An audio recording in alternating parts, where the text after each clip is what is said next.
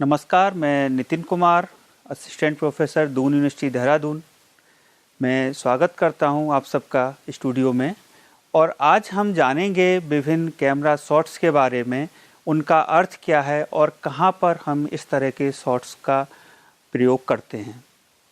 तो सबसे पहले हमें जानना चाहिए कि कोई भी जब हम विजुअल कम्युनिकेशन करते हैं, टेलीविज़न के द्वारा कम्युनिकेशन किया जाना भी एक विजुअल कम्युनिकेशन के अंतर्गत ही आता है।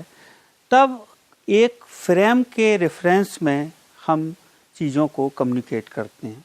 यहाँ पर फ्रेम से अर्थ है कि एक बाउंड्री लाइन जो निर्धारित करती है कि हमें अपने इन्वायरमेंट से किन चीज़ों को सेलेक्ट करना है और किन चीज़ों को छोड़ देना है। क्योंकि टेलीविज़न का फ्रेम एक रेक्टेंगुलर शेप में होता है। पहले जहां इसका अनुपात 4:3 होता था, आज के समय में ये अनुपात 16:9 में परिवर्तित हो गया है। कम्युनिकेशन में बहुत सारे शॉट्स का प्रयोग करते हैं। शॉट्स को अगर हम ह्यूमन के रेफरेंस में देखें तो उनको कहां पर प्लेस किया गया है, उसके आधार पर हम विभिन्न प्रकार के शॉट्स में विभाजित कर सकते हैं। जैसे पहले तरह का शॉट्स है जिसको हम बोलते हैं एक्सट्रीम वाइड शॉट। इसको हम ओपनिंग शॉट्स के रूप में भी प्रयोग करते हैं, क्योंकि किसी भी कार्यक्रम की जब शुरुआत होती है तो वो एक्सट्रीम वाइड शॉट से होती है। एक्सट्रीम वाइड शॉट में हम किसी भी इन्वायरमेंट के बारे में दर्शकों को जानकारी दे रहे होते हैं कि कोई भी सब्जेक्ट किस जगह पर खड़ा हुआ है, उस इन्वायरमेंट की क्या स्थिति है, इस सब के आधार पर हम एक्सट्रीम शॉट का चयन करते हैं।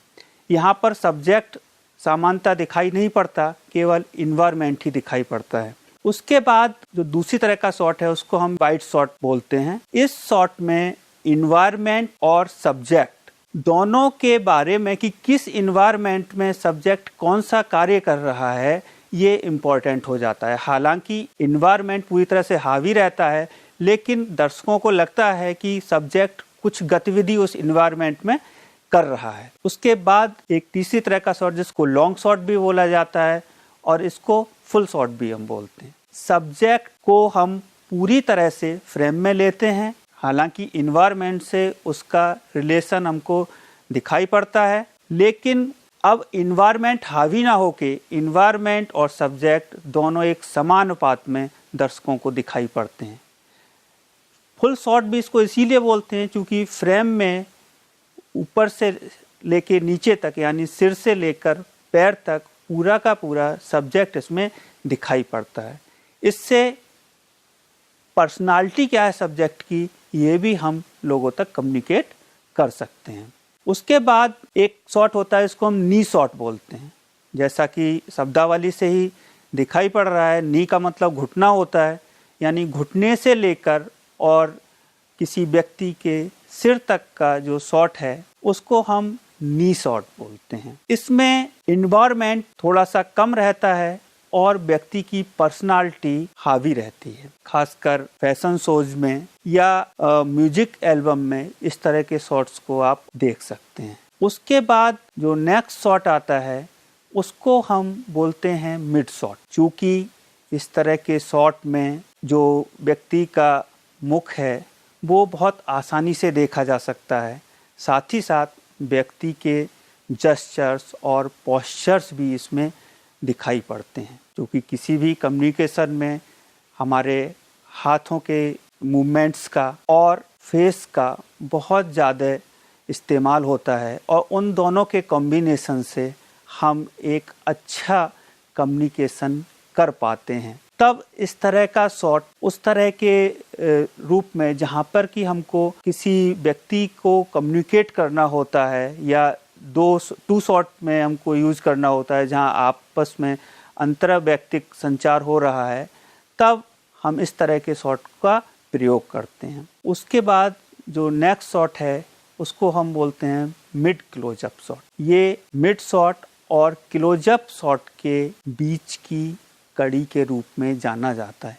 यहाँ पर सामान्यतः व्यक्ति के चेस्ट से लेकर और सिर तक के बीच का शॉट लिया जाता है और फेस इसमें डोमिनेट करता है। क्योंकि इस तरह के शॉट में हैंड जेस्चर्स बहुत कम यूज होते हैं, तो केवल फेशियल एक्सप्रेशन इस तरह के शॉट में हावी रहते हैं और जो डिस्ट्रैक्शंस हाथ के मूवमेंट से दर्शकों के लिए हो सकता था उसका भी इससे पूरी की पूरी तरह से हट जाता है। तो ऐसी जगह पर जहाँ पर हमको फेशियल मूवमेंट्स या पूरे फेशियल एक्सप्रेशंस के आधार पर और थोड़ा बहुत कंधों के आधार पर जैसे आश्चर्य दिखाना है या कुछ और उस तरह का ही कम्युनिकेट करना है, तब हम मिड क्लोजअप शॉट का यूज करते हैं। बहुत सारे जो न्यूज़ चैनल्स हैं, जो न्यूज़ ब्रॉडकास्ट होती है, उसमें इस तरह के शॉट्स को आप आसानी से देख सकते हैं। उसके बाद जो अगला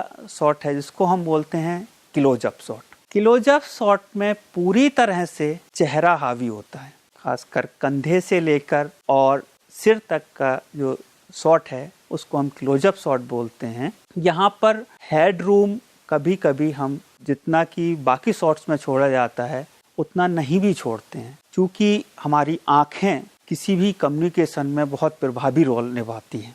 जनरली अगर हम लॉ ऑफ थर्ड के अकॉर्डिंग बात करें तो इसकी अपर लाइन पर हमारी आँखें होती हैं और जो सेकंड लाइन है उस पर लिप्स होते हैं। तो किसी भी फेशियल कम्युनिकेशन में सबसे ज़्यादा इम्पोर्टेंट हमारी आँखें या लिप्स हैं, तो दोनों ही यहाँ पर हाईलाइट होते हैं और साथ ही साथ जो फेशियल एक्सप्रेशन है वो फेशियल एक्सप्रेशन भी हमको दिखाई पड़ता है। तो जहाँ पर हमें जनरली रिएक्शंस दिखाने होते हैं शॉट्स के, वहाँ पर हम इस तरह के शॉट यूज करते हैं। उसके बाद एक स्पेशल प्रकार का शॉट जिसको हम बोलते हैं एक्सट्रीम क्लोजअप। एक्सट्रीम क्लोजअप में किसी व्यक्ति के किसी विशेष भाग को हम हाईलाइट करते हैं। ये विशेष भाग आँखें हो सकती हैं, ये विशेष भाग ईयर रिंग हो सकती है, या कोई अंगूठी पहने हुए व्यक्ति है तो वो अंगूठी हो सकती है। एक्सट्रीम क्लोजअप शॉट्स में केवल जिस व्यक्ति से संबंधित जिस अंग को हम दिखाना चाहते हैं वो हाईलाइट होता है।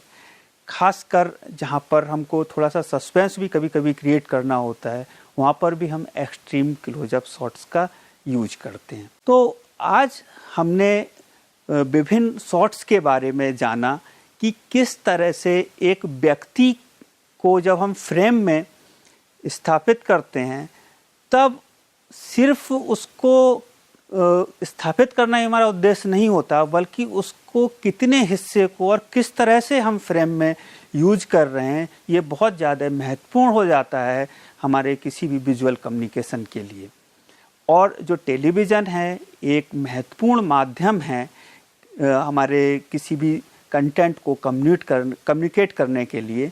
तो हम कौन सा शॉट कब प्रयोग करेंगे, उसका विजुअल मीनिंग क्या है, इन सब को ध्यान में रखकर जब हम एक अच्छी स्क्रिप्ट लिखते हैं या एडिट करने के बाद लोगों तक उस कंटेंट को पहुंचाते हैं तो वो ज़्यादा प्रभावी होता है, क्योंकि उससे हमारे कार्यक्रम का उद्देश्य क्या है वो उद्देश्य बहुत अच्छी तरह से मिल सकता है या उसकी प्रतिपूर्ति हो सकती है।